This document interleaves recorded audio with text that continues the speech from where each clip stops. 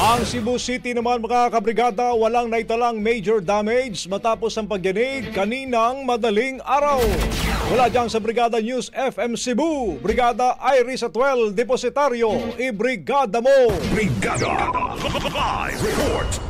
Walang naitalang major damages sa Cebu City matapos ang malakas na pagyanig sa Cebu kaninang 1:06 ng madaling araw. Ang epicenter ng magnitude 5.8 na lindol ay tumama sa Bugo City kung saan base sa bulletin ng PHIVOLCS. Ito ay may lalim na 5 kilometers at tectonic aga pinagmulan nito. Dito sa Cebu City, ramdam ang intensity 4 kung saan nagsilabasan ang mga nagtatrabaho sa mga BPO companies sa mga high-rise building lalong-lalo na sa Cebu IT Park. Patuloy naman ngayong araw ang suspensyon ng pasok sa mga paralan sa Cebu, lalong-lalo na sa Cebu City, Compostela, San Fernando, Carmen, Bulhuon, Carcar, Lapu-Lapu, Liloan, Consolacion, Mandawi, Talisay, Toledo, Sibunga, Dalaget at iba pa. Wala ring pasok sa trabaho sa Danao City Hall at sa lahat ng mga national government agencies at offices na nasa lungsod. Nagpapatuloy rin ang monitoring at inspeksyon ng Cebu City Disaster Risk Reduction and Management Office sa mga buildings, ngunit ayon kay Mayor Nestor Archival, wala namang naitalang major damages kaya business as usual ang trabaho at serbisyo sa City Hall. Sa Bugo City, sinasabing agad na nagkaroon ng total blackout sa lungsod matapos ang pagyanig at nasa higit sa 5 katao ang inassist matapos makaramdam ng pananakit sa dibdib, asthma at nagkaroon ng minor injury. Sa bayan naman ng San Remigio sa Northern Cebu malapit sa Bugo City, nagkaroon ng malaking bitak sa kalsada sa harap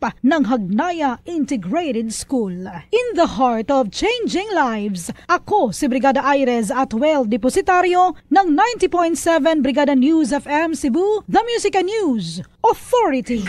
Ang bahaging ito ay hatid sa atin ng Mom's Love ES1 Capsule. Simulang tuparin ang pangarap ng iyong anak. And starting now,